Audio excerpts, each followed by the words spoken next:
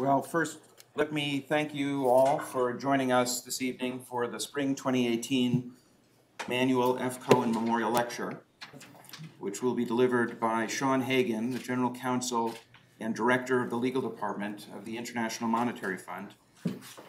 I'm Jeremy Pam, Director of GW Law's Business and Finance Law Program. Law School Dean Blake Morant sends his regrets that he has a previously scheduled commitment that prevents him from being here, but on his behalf, please allow me to warmly welcome our speaker and all of you in the audience who are visiting GW Law School tonight.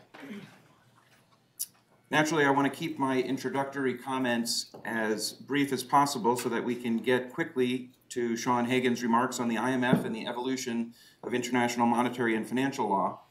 But allow me to say a brief word about the law school's business and finance law program, about Manuel F. Cohen, in whose name we're gathered here tonight, and about our speaker, Sean Hagan.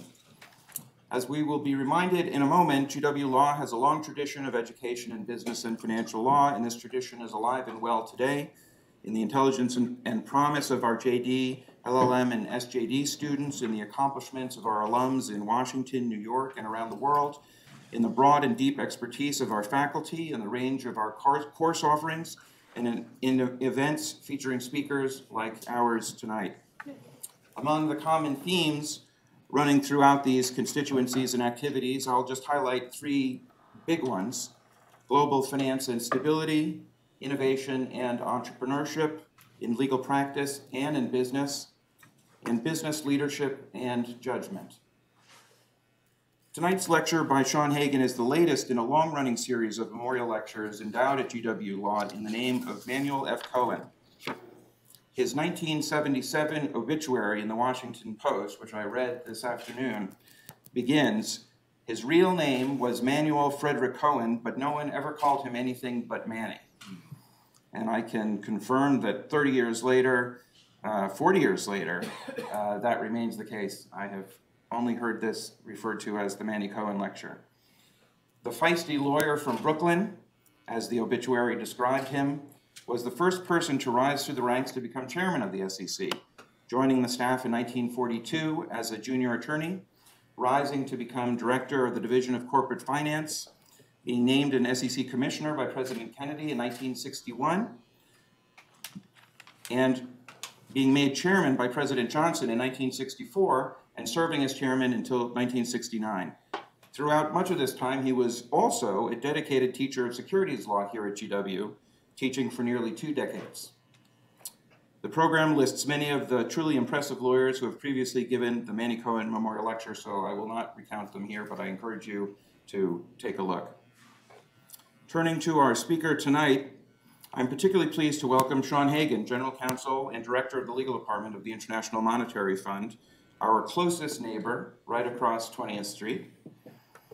Sean's full bio is detailed in the programs that you have as well, but allow me to say 3 words of introduction which I think neatly connect my previous introductory comments. First, I think Sean is an especially fitting Manny Cohen Memorial Lecturer, having himself risen through the ranks of the legal department of the IMF, which he joined after a few years in private practice in 1990, was made Deputy General Counsel of in 2003, and named General Counsel of in 2004.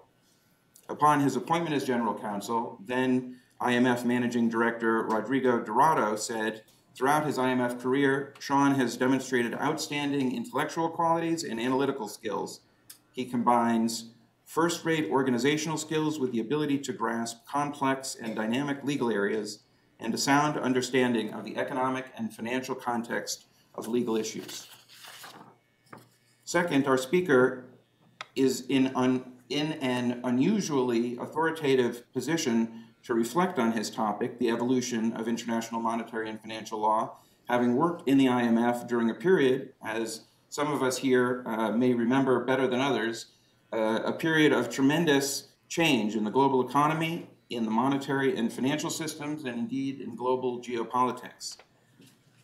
From the 1990s, which was simultaneously a period of the immediate post-Cold War, including economic liberalization in Eastern Europe, post-Latin American the post-Latin American debt crisis period when LDC bank debt was transformed into global Brady bonds and the global capital markets expanded greatly, and in mid-decade, the Mexican financial crisis, which was described at the time as the first financial crisis of the 21st century, and at the end of the decade, the Asian financial crises.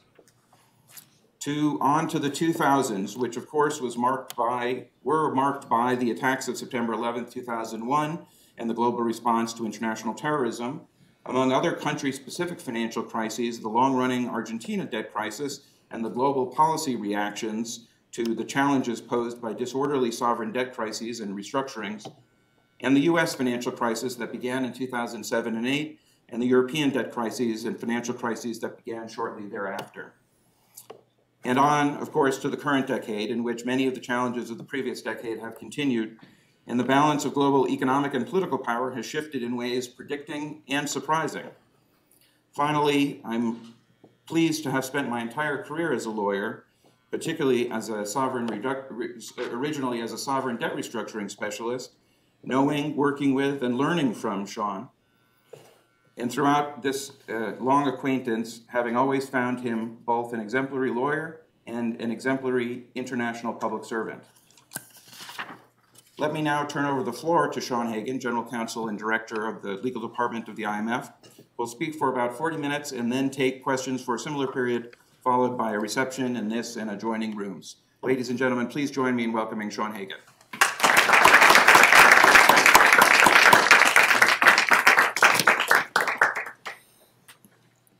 Really, thank you, Jeremy, for that really kind introduction. It's a pleasure to be here at GW and a real honor to be delivering the, if I can say this, the Manny Cohen Memorial Lecture. I think it's fair to say that the IMF is an institution that is well known, but perhaps less well understood. It is known as an institution that promotes financial stability, a job that has been made particularly tricky, as Jeremy has pointed out, by the fact that the international financial system has been in a constant state of change ever since the fund was established 70 years ago. What is less understood is how the fund has evolved to keep up with these changes.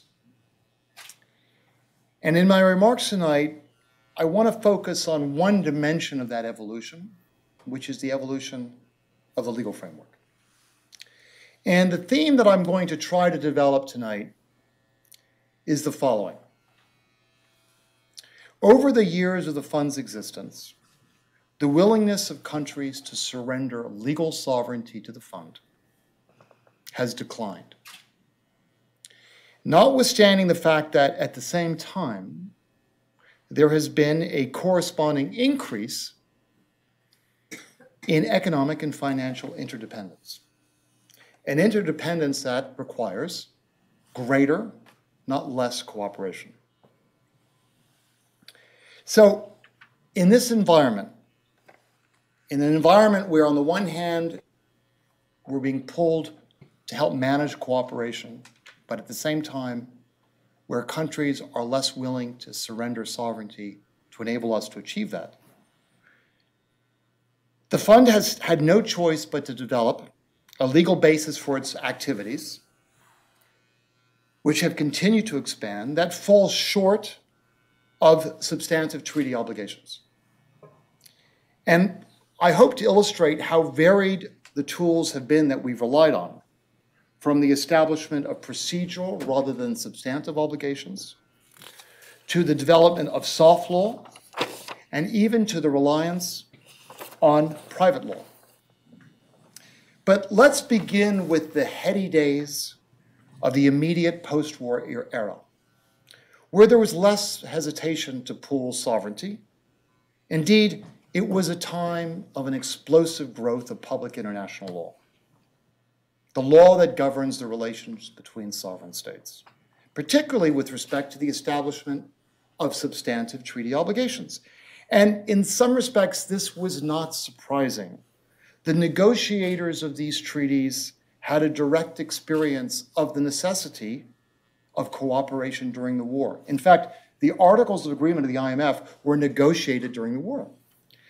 And these negotiators also had a direct understanding of the enormous costs of the failure to cooperate.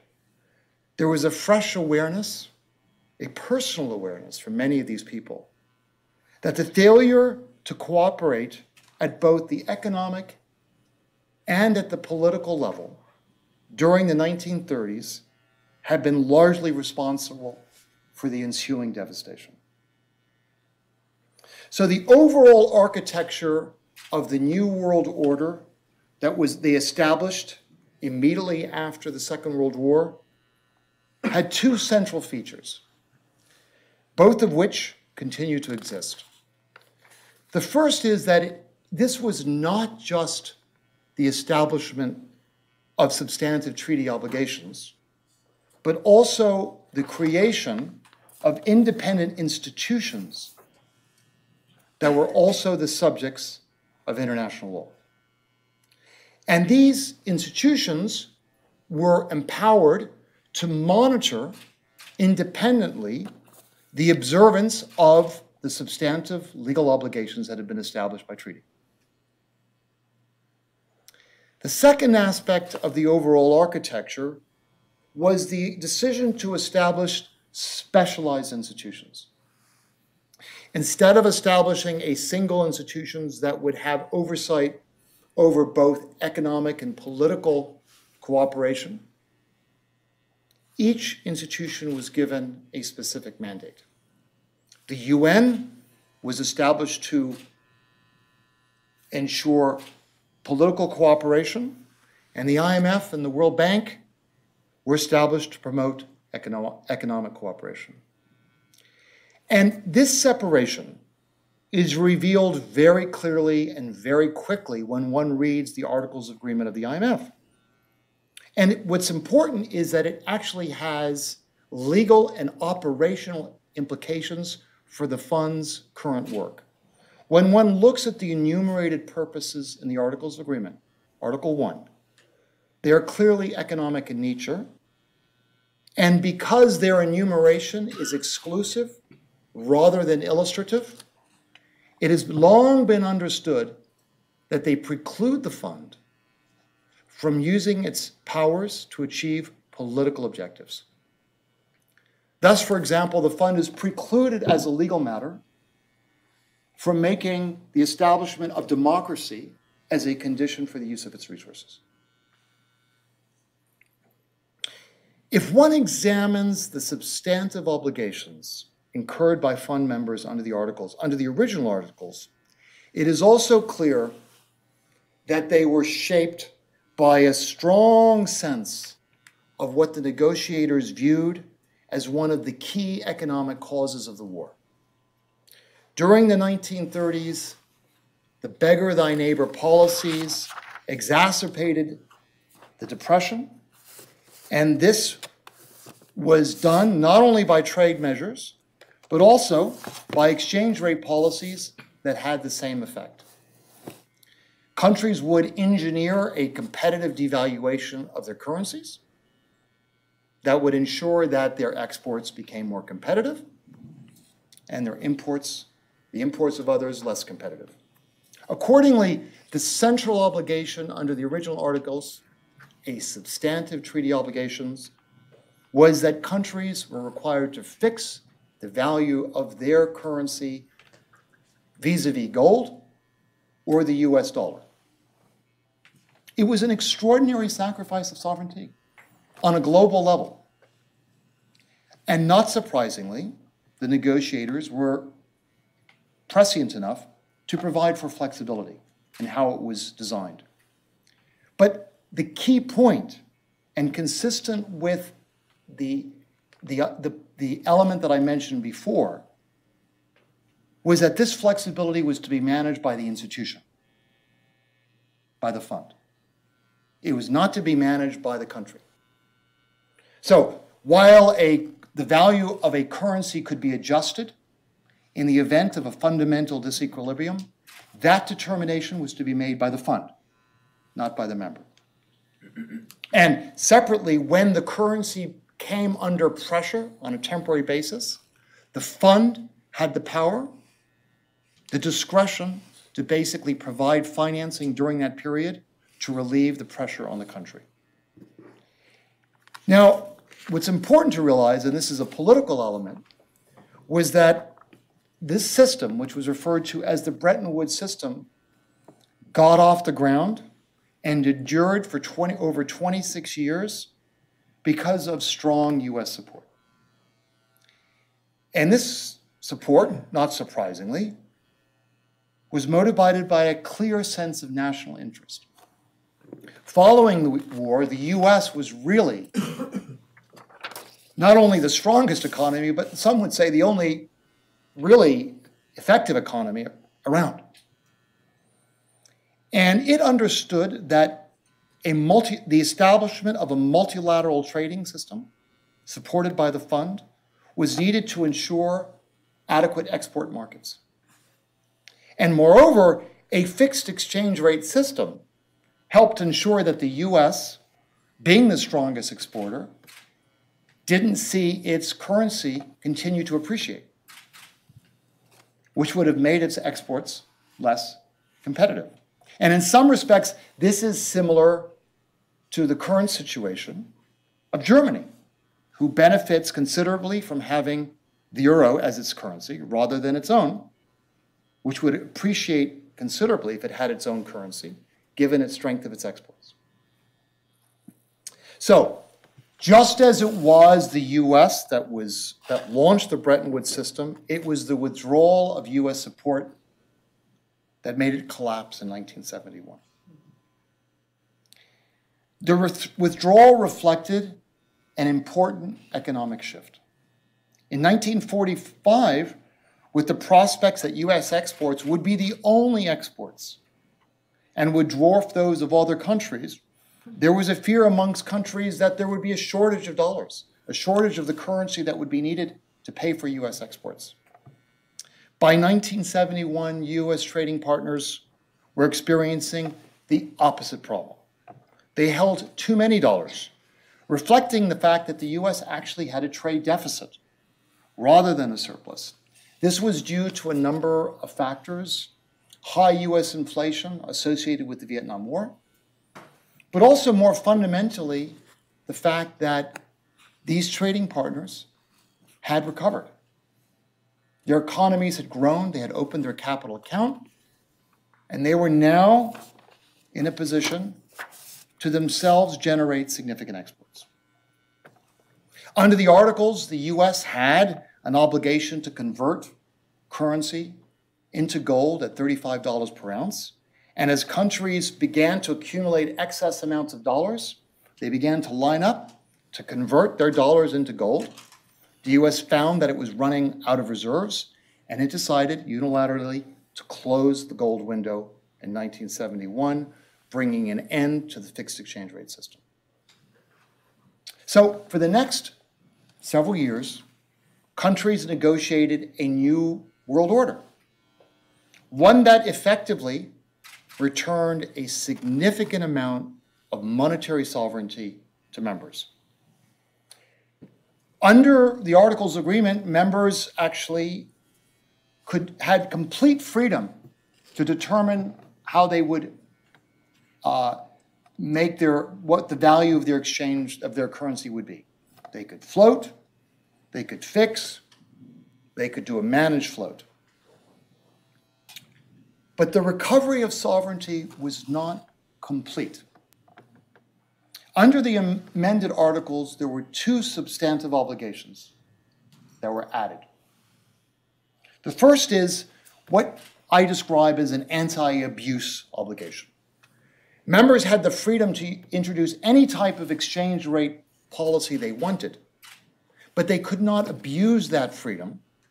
They could not manipulate their exchange rate in order to gain an unfair competitive advantage. So clearly, 26 years later, the fear of competitive devaluation was still in people's minds. With respect to their domestic policies, they committed to seek to achieve domestic stability, both economically and financially.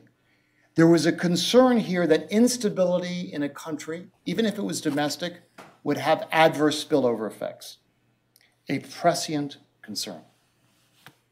Now, as important as these obligations were and still are, because these are the obligations that continue to exist, they are limited. And this is the point that I want to emphasize. They are limited. First, with respect to manipulation, one had to determine intent, always a difficult business. A member was precluded from manipulating in order to obtain an unfair competitive advantage. Demonstrating an outcome was not enough. One needed to demonstrate intent. And second, with respect to these obligations regarding domestic policies, they were best efforts obligations. Members endeavored and sought to promote stability. They were not required to achieve an outcome. These are important qualifications. However, under the new articles, there was a procedural obligation that was established that has taken on significant importance. Members were required to consult with the fund on a regular basis with respect to their performance of the substantive obligations. This consultation, which continues today, begins with a staff visit, a mission, the preparation of a report, the discussion of the report with the executive board, and eventually a publication. We call this the Article 4 process because it is Article 4 where this procedural obligation exists. And although these reports have never found a member in breach of the substantive obligations, perhaps not surprisingly because of all the qualifications that I identified, they do contain a comprehensive assessment of policies, which because of their publication are followed closely by markets. Now, this is clearly not a process built around the enforcement of specific legal obligations, but it has been effective in persuading and in some cases putting market pressure on countries to adopt appropriate policies. And I think the way that this has been approached raises a general issue of public international law that I want to just dwell on for just a moment. Because this law is the law that governs relations among sovereigns, any enforcement mechanism will in any event be limited to the fact that, well, sovereigns, because they're sovereigns, can't really be compelled to do anything. But that doesn't mean that there is no cost to a sovereign for being in breach. Within the fund, there continues to be specific substantive obligations, including, for example, the requirement that a country provide the fund with information, including statistical information, that the fund needs to do its job. And on occasion, the fund has made a determination that a country has been in breach. And the remedies articulated in the Articles of Agreement are limited to a deprivation of the rights of membership. What do I mean by that? If you are in breach, the fund may deny you access to its resources. And if that breach persists, you can be denied voting rights. And ultimately, you will be compelled to withdraw from the fund, compulsory withdrawal. Now, how effective of a sanction is this? Whether or not being denied membership in a club, whether it's a powerful sanction, depends on the importance of the club. And one country, whose name I can't reveal, who was considering leaving the fund, realized that its departure would constitute an event of default under all of its international sovereign bonds. So the incentive framework that breach of obligations creates has to be looked at in a broader context. So I want to transition now to the role of the fund that most outside observers are familiar with, which is its financial role. And it is a role that has evolved considerably, but not because of legal changes, but because actually an evolution in the international financial markets. And in particular, the growth of private credit. Now, on the one hand, this has been wonderful news because these markets, the development of private credit, the availability of private investors, their ability to provide countries, emerging markets, with financing has enabled these countries to use savings that they wouldn't otherwise be able to obtain and use it for development purposes. Conversely, the availability of these countries has enabled these investors to achieve higher rates of return. But like everything else, you can have too much of a good thing. And private creditors who look for higher returns in emerging market countries often fail to conduct a rigorous assessment of a country's capacity to repay until it is too late. And when they do realize that there's a payment problem, they act in a hurry and they rush for the exits. And it can create a financial crisis for that country, which can also have adverse spillover effects in other markets. And it is in these situations, as Jeremy has sort of described in his introduction, that have arrived with almost depressing regularity, that the fund has played a central role. And in some respects, and I'm stylizing here just a little bit, this role has not changed from the origins of the Latin American debt crisis in the early 1980s, right through to the debt crisis in Greece in 2010. So what are the elements of this role? Well, the IMF provides financing to the country in the form of a loan in the middle of this crisis, often a very large loan. The fund's balance sheet, after all, is about right now $1 trillion.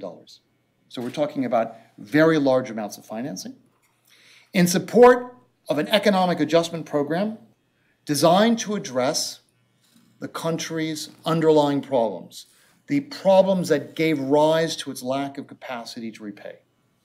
And this package of financing, on the one hand, and adjustment by the member, on the other hand, is intended to catalyze a re-access to capital markets by giving confidence to creditors that with this combination, the country will now be able to repay its claims, its debt. It's often referred to as the fund's catalytic role. Now, the design of the adjustment program that is made a condition for fund finance is referred to, as you all know, as Imf Conditionality. And it varies considerably depending on the circumstances of the country. But the legal framework that the fund uses has not varied. First, a member provides a letter to the fund that both requests financial support and sets forth the adjustment policies that it intends to implement. It is referred to as the letter of intent. If the fund concludes that the adjustment program makes sense, and just as importantly, if it has adequate confidence of the ability and the willingness of the country to implement it, the fund will approve a decision that sets forth the amount of financing and the schedule for its disbursement. Now, the point I want to make here is that the letter of intent and this decision of the fund taken together do not constitute a legal contract. The fund has avoided establishing conditionality through contract formation for a very important reason, which is very consistent with the theme that I would like to develop tonight.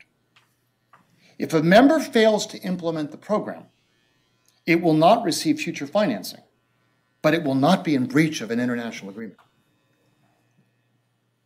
Contracting away the conduct of economic policies would clearly give rise to concerns regarding national sovereignty, which is why we've avoided doing this through contract. Of course, there is a binding agreement that determines the terms such as the financing, the interest rate, the maturity of the loan, but that agreement is in the Articles of Agreement itself.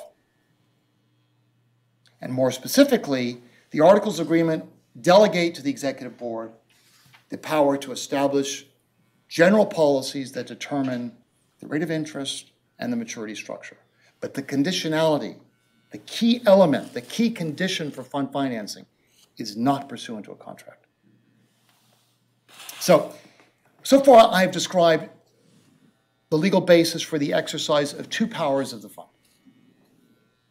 The first is a regulatory power, the fund's monitoring of these qualified substantive obligations.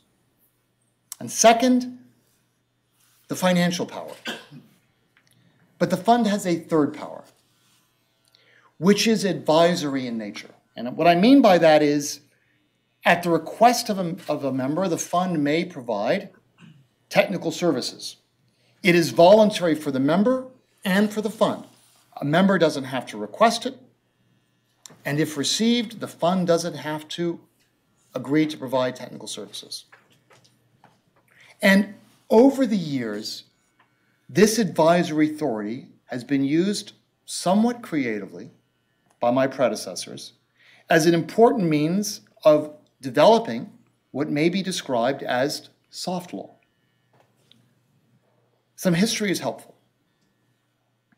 Following the Asian crisis in the late 1990s, as Jeremy has indicated, a consensus formed that within the international community, that the crisis was in large part due to poor practices in terms of economic policy by many of the Asian countries. And that there should be a concerted effort to develop best practices or international standards that all countries would aspire to implement. Different standards were established, therefore, in the late 1990s by different bodies. The IMF established its own code of fiscal transparency. The Basel Committee established the Basel Principles on banking supervision. The FSB, the Financial Stability Board, established the standard for cross-border insolvency for financial institutions. And finally, the Financial Action Task Force established the international standard for anti-money laundering and combating the financing of terrorism. There are other standards out there. I hope no one is offended if I don't mention theirs. But what's important for purposes of my remarks tonight is once those standards were established, the IMF was called upon to play a central role in their implementation. And what I mean by that is member countries would utilize the fund's advisory powers by asking the fund to assess their performance against these standards. The whole process was voluntary. A member did not have to request to be assessed. And once an assessment is made, and in the event that the fund identified a shortfall relative to the standard, the member was under no obligation to change its national law to ensure conformity. And yet countries had strong incentives to request an assessment and strong incentives to correct any shortcomings. Hence the use of the phrase soft law. And these incentives have generally come from the realities of the market and in different forms. Let me use one example, which is in the area of anti-money laundering, where the legal department actually currently has over 45 lawyers who do this work. So it shows you how important this work has become. Now, we are all aware of the fines that large US banks have incurred for money laundering violations. In this environment, not surprisingly, banks have become extremely cautious about who their customers are. And this includes which foreign banks they are willing to provide correspondent banking services to. And this has led, as a result, to the withdrawal of those services by US banks in those jurisdictions where the banks do not have confidence in the adequacy of the anti-money laundering framework. Now, for the country that is the host of these banks,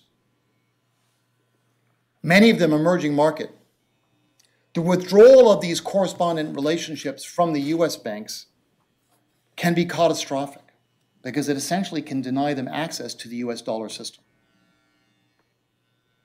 So they are anxious not only to be assessed, but to utilize the fund as a way of lifting their anti-money laundering frameworks up.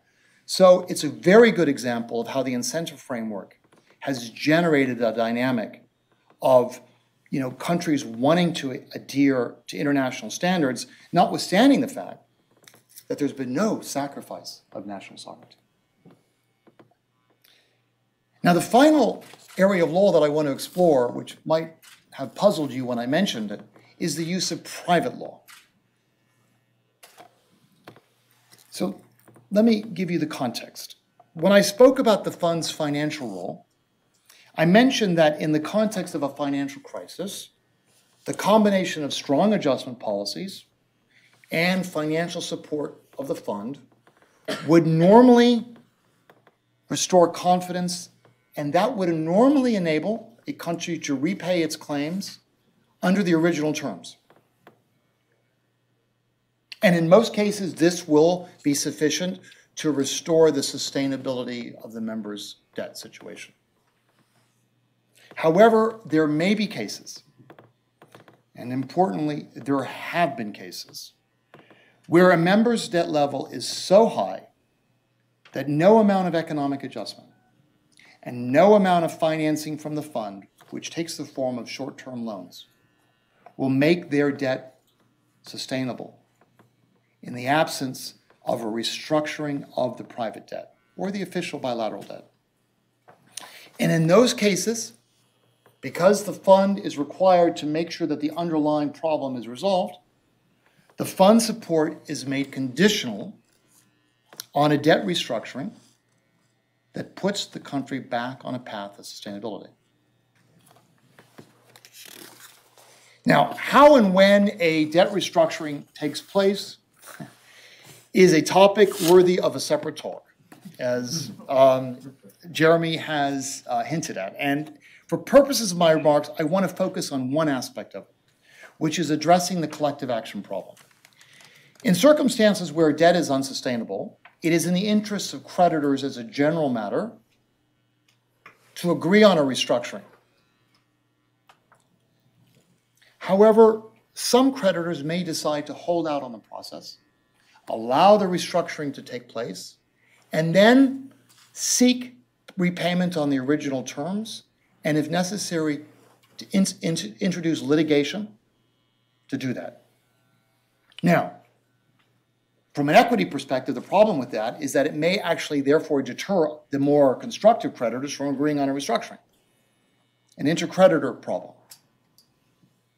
Now, in the sovereign context, this used to be a theoretical problem, not an operational problem. Why is that? Well, in the context of the restructuring that took place during the Latin American debt crisis, there were a limited number of creditors, and almost all of them were banks. And these creditors were subject to the regulatory suasion of their central banks. They also had long-term business interests in those countries, and they wanted to be collaborative for both those reasons. And generally, debt restructurings occurred with full support of creditors. However, since that time, capital markets have evolved, and developing countries now borrow directly by issuing bonds. And bondholders are a very different breed of creditors. They are not subject to anybody's regulatory suasion. They have no long-term business interests in a country. Their objective will be to maximize value of their claims. And they will pursue whatever strategy is consistent with that. If it means holding out, they will hold out. If it means suing, they will sue. Which means that this collective action issue became not just a theoretical issue, but an operational issue, as was revealed in the context of Argentina, which Jeremy alluded to. Now, as many of you know, this is not a problem that is unique to sovereign debt. Indeed, it is a problem that arises in the context of corporate debt restructuring as well. And it is addressed by the provisions of the bankruptcy law. Most bankruptcy laws provide that a decision made by a qualified majority of creditors to restructure debt will be made binding on all the creditors.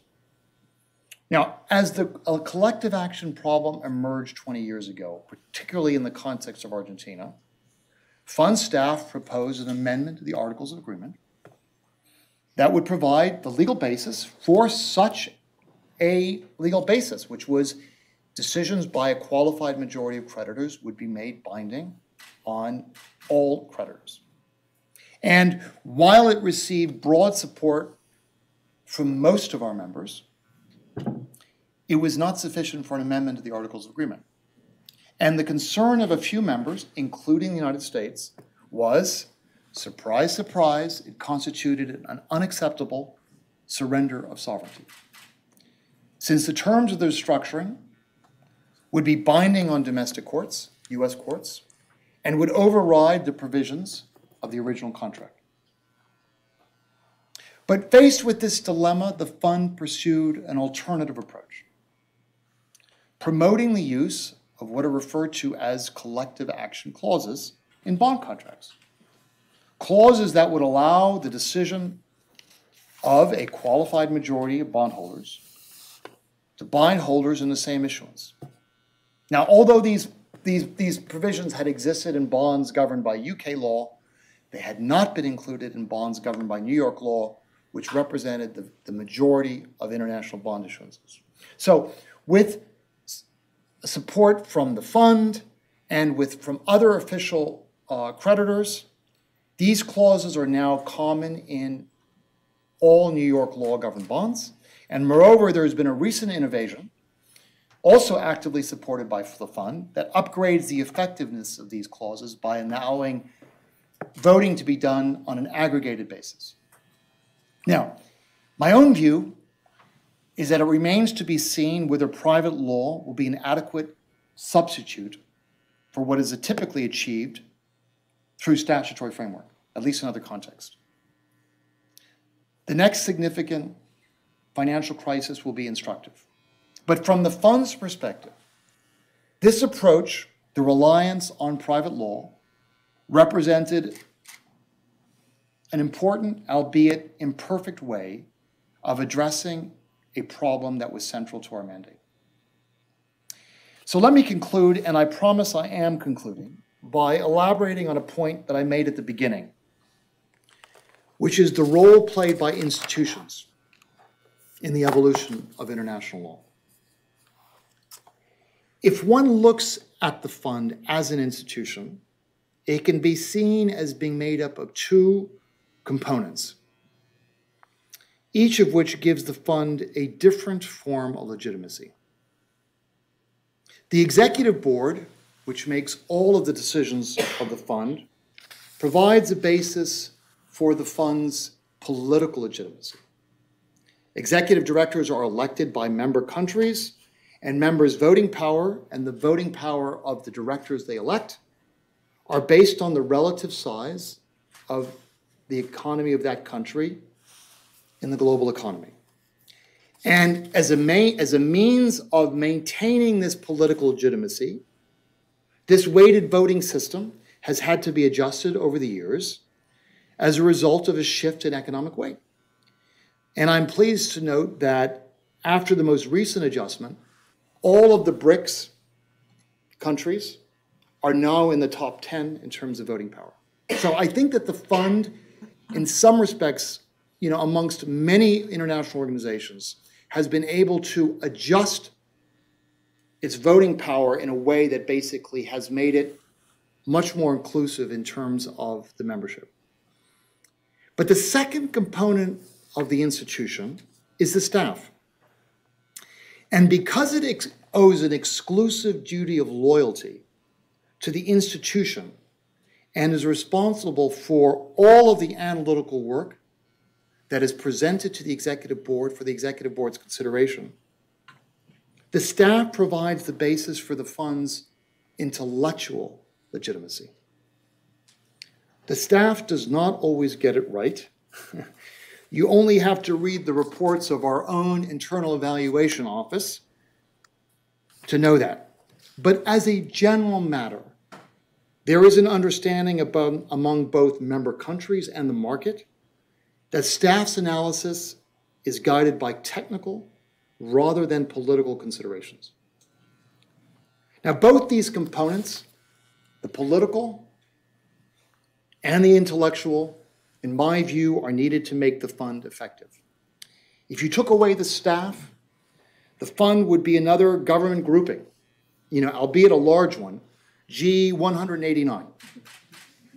But if you took away the executive board, we would be just another think tank. So while the fund may have relied on substantive law, procedural law, private law, and soft law, its continued effectiveness ultimately depends on it remaining a hard institution. Thank you very much.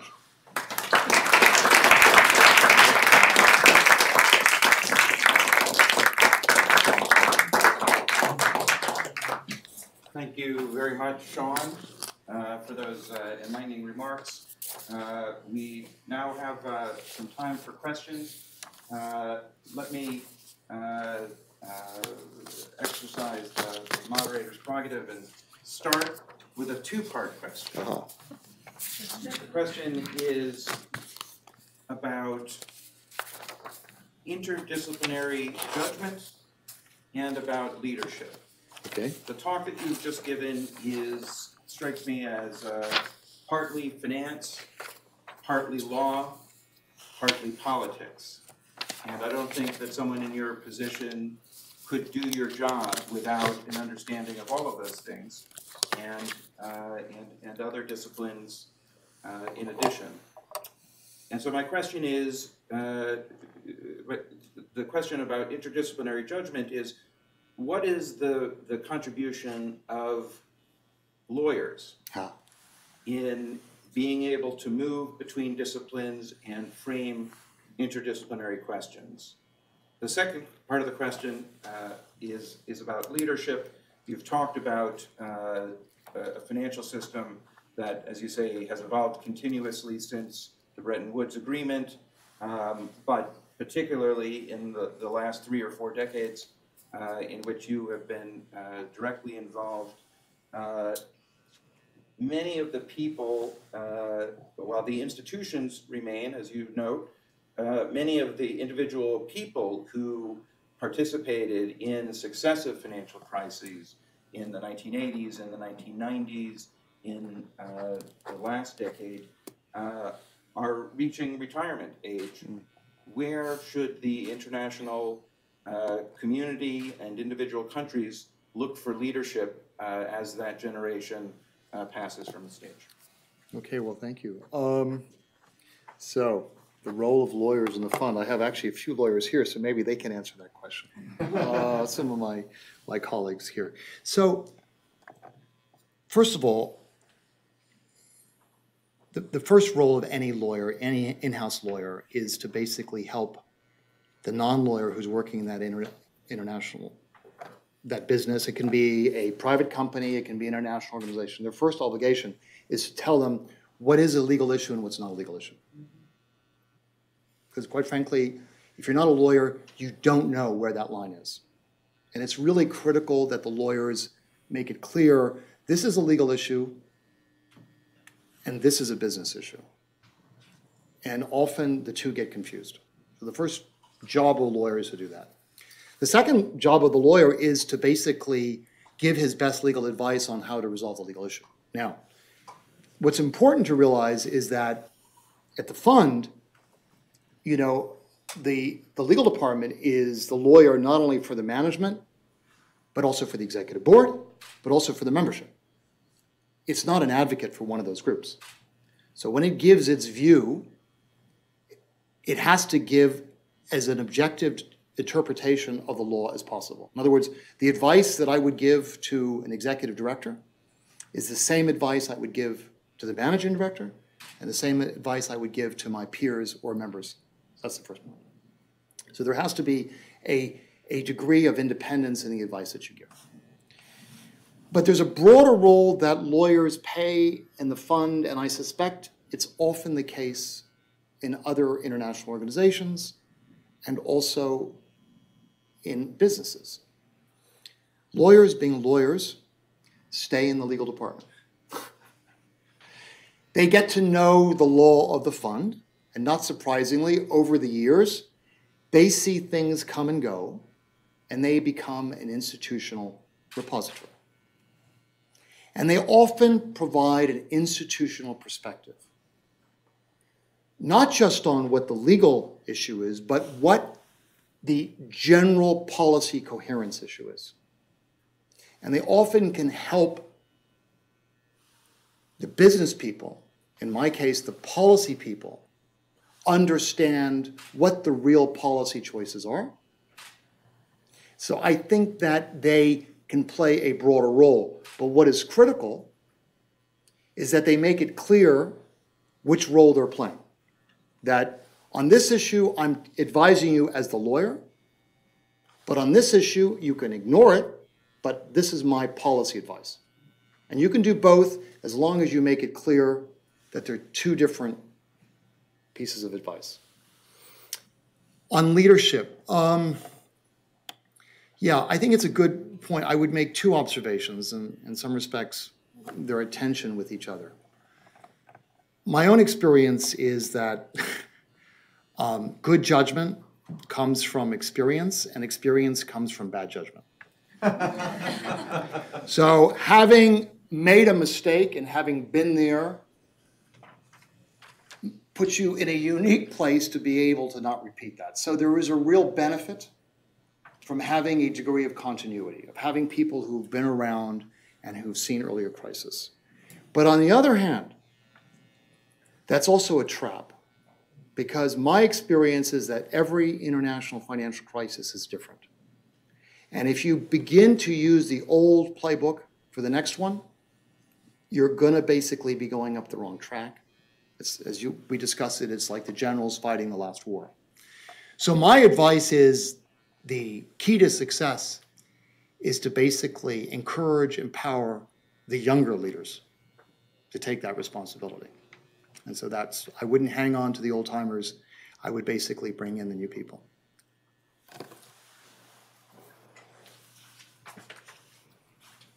I very much enjoy your remarks. Thank you.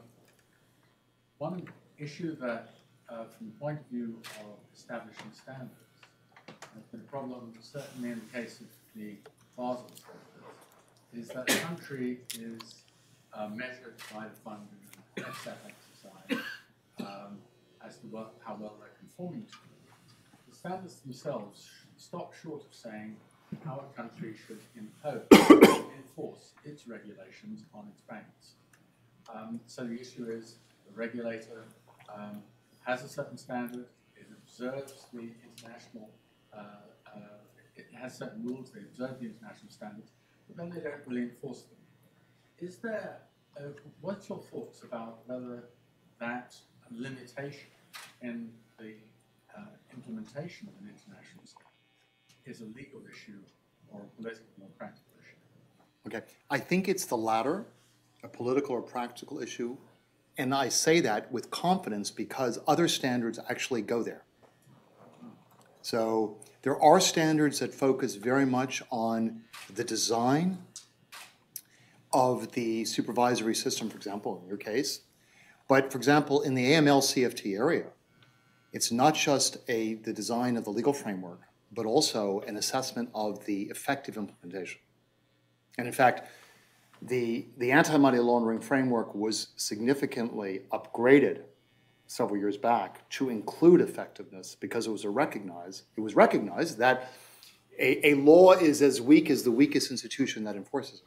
So you need to have effective enforcement. So there's not a legal problem there. It's a question of how you design the standard. But I will tell you, it does make the assessment much more complicated because, you know, it's not just a box ticking exercise. You have to actually look at enforcement and effectiveness, and that's a complicated issue. But I agree with you that it's important that standards try to do that, and I think at least in the AML area, which is the one I know the best, that's being done. Hi, my name is we introduced earlier. I have a question with regards to what you mentioned about American banks leaving emerging countries for reasons that have to do with improper money laundering activities in the country. What role has the fund played to restore that relationship? Because you also mentioned that it's vital to the country's access to dollar if they leave. Yep. And I come from a country that we've suffered a lot, Nigeria. Yep. We suffered a lot from lack of access to American dollars. And so does the fund play any specific role to revive that relationship and encourage them to go back? So that's a great question. We do. And so one thing we do is we basically help a country improve its legal and regulatory and institutional capacity on enforcement, on AML in that country. For example, let's say Nigeria, for example. We would basically provide technical assistance as part of our advisory work to basically help the authorities strengthen their capacity with the hope that that will give greater confidence to U.S. banks to maintain the correspondent relationship with a Nigerian bank. However, we've gone a step further, which is that we've recognized that these decisions are decisions made by banks based not only on their assessment of the regulatory capacity of the country, but also the capacity of the banks in Nigeria, sorry to use your country, to manage risk. To manage, do they have enough people in the back room who are checking to see who is the beneficial owner of the trust that just established an account? Do they have that capacity? And we found that the lack of confidence of the banks, the U.S. banks or the European banks, in that capacity is also one of the reasons. So what we've started doing is using our convening power to bring together on a regional basis both the U.S. banks and the local banks so that they can begin to have a discussion about what the local banks can do to enhance their risk management. And we're doing this. We've done it I've been to the Caribbean twice. We did this in the Caribbean countries. We've done it in the Asian Pacific. We're going to be doing it in Africa as well. So the idea is to basically not only work on the jurisdictions, but also work with the local banks on developing capacity. Now, we don't provide technical assistance to private entities, but some of our partners do. So we're going to be working with the IFC. In the Caribbean, we're working with the Caribbean Development Bank so that they can help these local banks. But we have been using our convening power to bring them together. Art. Sean, thank you very much for your remarks, and thank you for being here to share them with us. This is kind of a follow-up question, but sort of a complicated question, because I think looking back over the last decade or so, many of us who've been observing banking, and particularly the large banking institutions, have to feel a sense of sadness and disillusionment with the things that we've seen being revealed, and that there's this symbiotic relationship often with problems of corruption leadership in the banks and problems of corruption leadership in the clients with whom they deal. Yeah. It strikes me that the IMF is sort of in almost a unique position to see both sides of the transaction, the way in which the banks are behaving, the way in which their clients are behaving, and I mean not only private but public. Right. There was an interesting piece in the Financial Times about a survey done in which a very significant number of bankers expressed considerable unease with the culture of their institutions, and the culture of banking institutions has been a pretty frequent topic. A lot is talked about banking culture. It's hard to see that much traction has been made. I kind of look at the IMF as maybe the kind of institution that might get more traction than others. Have you at the IMF thought about how do we change culture at banking institutions so some of these events don't occur? What role the IMF might have, either collaboratively or in a leadership role, possibly the FSB? But do you see the culture problem as being as significant as I do? Yes. Yes, I do. So, you know, the IMF has a lot of responsibilities. Developing culture in banks is not one of them. But we are concerned to the extent to which the absence of culture creates a risk of another financial crisis. So, even though we don't necessarily have jurisdiction over banks, we're not a regulator of banks, we have used our convening power to basically focus on these issues. In fact, several years ago at GW, I moderated a panel on this topic, ethics in finance, that examined this cultural problem, and I think the composition of the panel is interesting. It included the managing director, Mark Carney, and the Archbishop of Canterbury. And the discussion was about how the absence, well, first of all, it was actually an interesting discussion, Art, because first of all, we had a discussion really of moral philosophy, which is, because it was titled Ethics in Finance. So one of the questions is, you know, many of the bankers would say, look, there was no fraud, there was no misrepresentation, but the point that was made, and actually the point that was made by the Archbishop of Canterbury, is that being unethical is not just about being fraudulent. If you're in a position of power and you are reckless, and that recklessness can destroy lives, that's unethical. And this is exactly what the issue was, this degree of recklessness. So that was important. Secondly, how to fix it. There was a lot of discussion about incentives, and of course economists love incentives, right? So, you know, basically capital rules that, you know, dissuade excessive risk taking, compensation frameworks that basically put an emphasis, less emphasis on short-term profit rather than long-term profit. Threat of criminal prosecution, not just convictions of the companies, which could be just another form of doing business or cost of doing business, but individual liability. But what was most interesting about this discussion, however, was not that discussion. Because I think there was a recognition that if you emphasize just strengthening the rules, there's a risk that essentially it just invites circumvention. And more importantly, it makes the actors believe that as long as they are acting consistent with the rules, they're acting ethically. In other words, it becomes a culture of compliance. And what you need is a culture of values. In other words, people will do the right thing when no one's watching.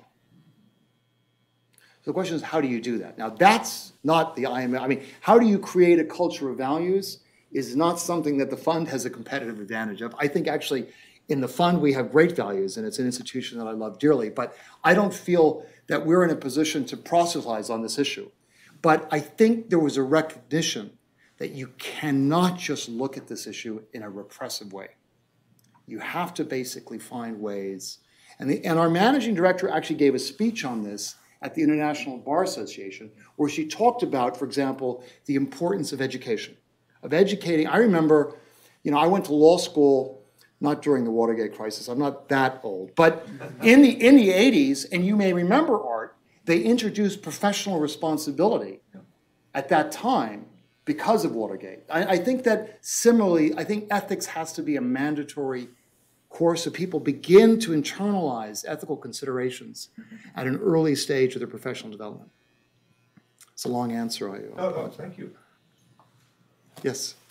Earlier you talked about the fact that the IMF goals is essentially economic, and then you have other organizations which has political goals.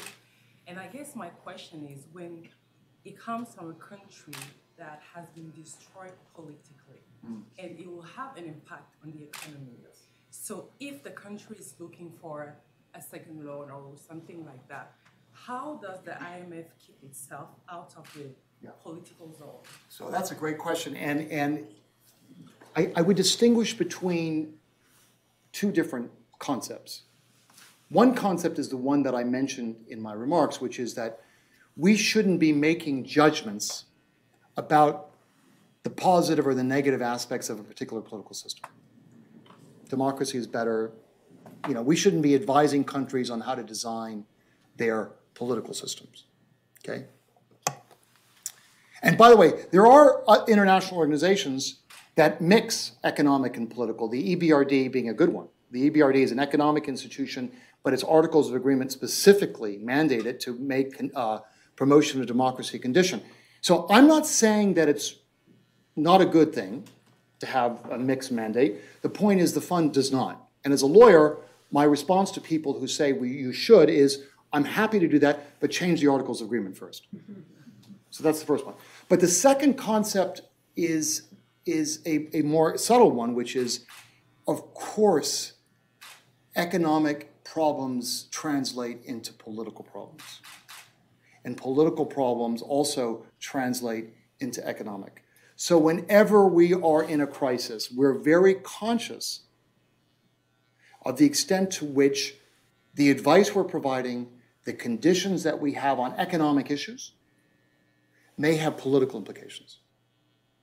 Conversely, we're also aware that political developments can fundamentally affect the ability of the country to actually implement policies. We go so far as in a number of cases where we're providing a loan and we know that 3 or 4 months after the loan, there's going to be an election, we will actually go to the opposition parties and require them to basically indicate their support for the objectives of the program. Now, you could say that's political. We're not doing it for that reason. We're doing it because we cannot risk us dispersing large amounts of money only to find out 3 months later that all of the reforms are reversed. So we're doing it for an economic, the point is that it's an economic objective. It's not a political objective. Thank you. So, wonderful talk, particularly for those of us that don't follow this area particularly closely. You mentioned that the memories of World War II are fading, and particularly in contemporary times, people will sometimes frame this as diminishing globalism and increasing nationalism. And for those that are looking for a different path, they sometimes talk about regionalism and sub-regionalism. That makes sense maybe in areas like human rights, where you can set up regional systems, perhaps even trade. If you're not happy with the WTO, there are other things to do at the regional and sub-regional level. But the issues you're talking about seem to be of such a scale when crises occur. And it seems that the reservoir of capital is in one place and not in another, that it's uniquely unlikely that these kinds of problems could go down that path of regionalism. Any reflections? So that's a really a topical issue. I just issued a blog today with one of my colleagues at the fund on the IMF's relationship with currency unions. And so I think I would say the following. First of all, it's not surprising that as the global economy develops, countries integrate with each other at different speeds. And it's not surprising that that difference is reflected by region. You only have to look at the European Union and then the Eurozone as an example.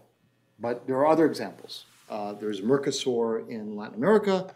There is also ASEAN. Okay, so you do have regional integration. The question that you're raising is, okay, so you have regional integration, but can the region manage a financial crisis in that region?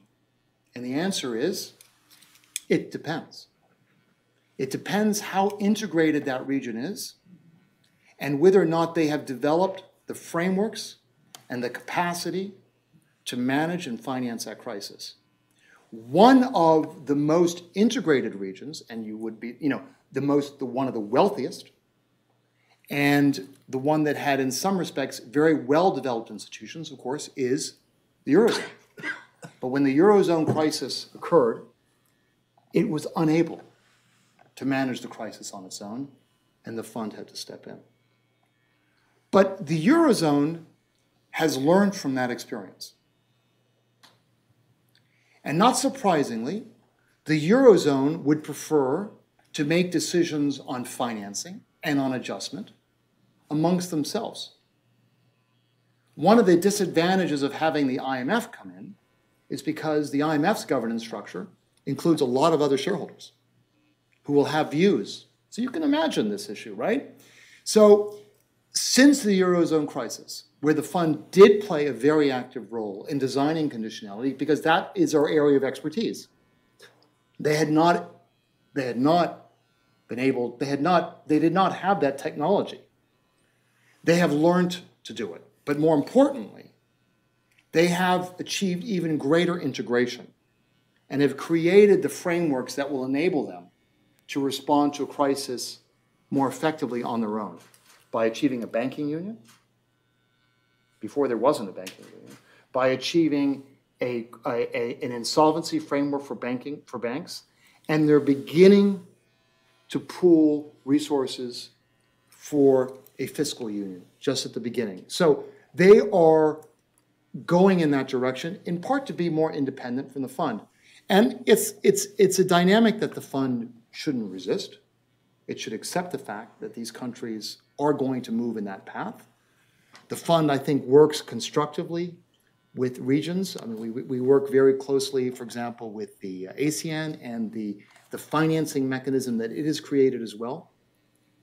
So I agree in some respects, Sean, with what you're saying, which is that it's difficult for these regional arrangements to develop the capacity.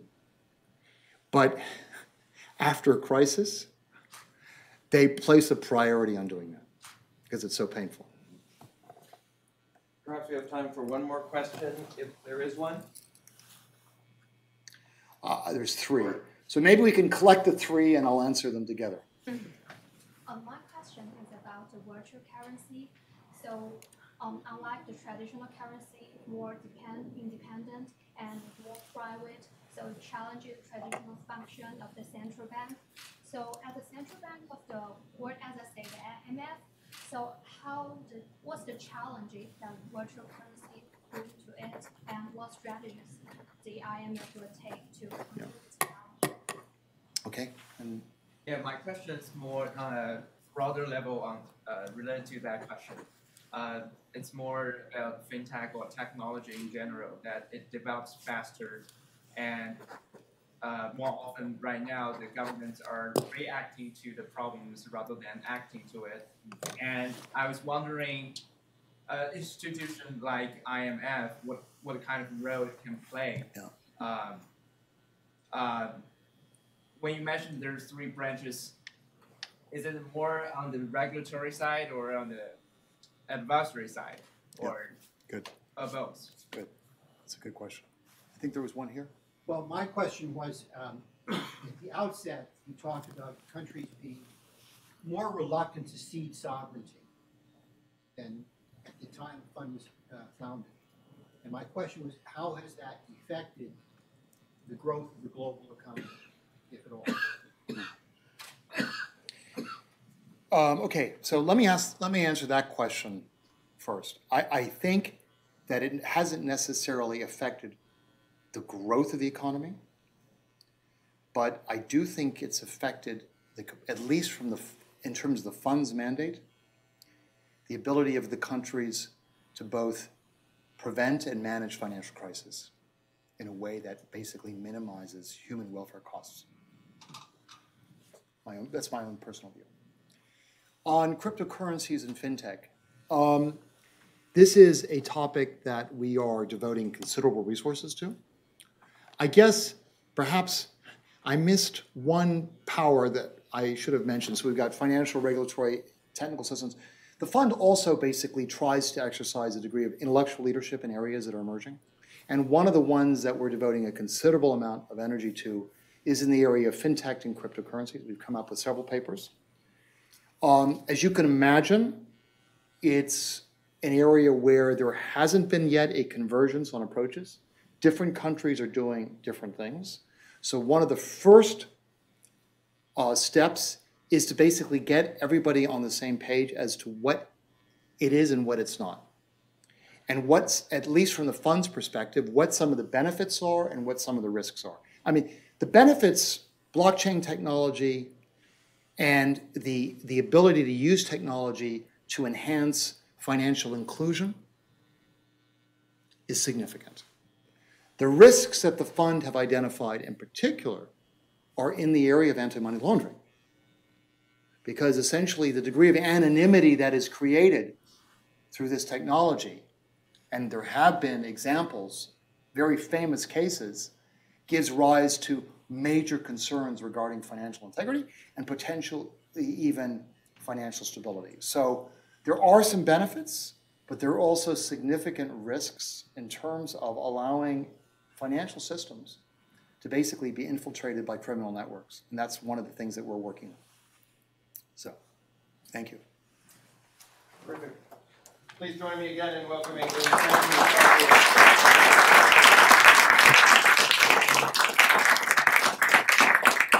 like to just invite one of our LLM students to present you with a small token of our appreciation for joining us today. Thank you. Thank you so much for coming. Thank you very much.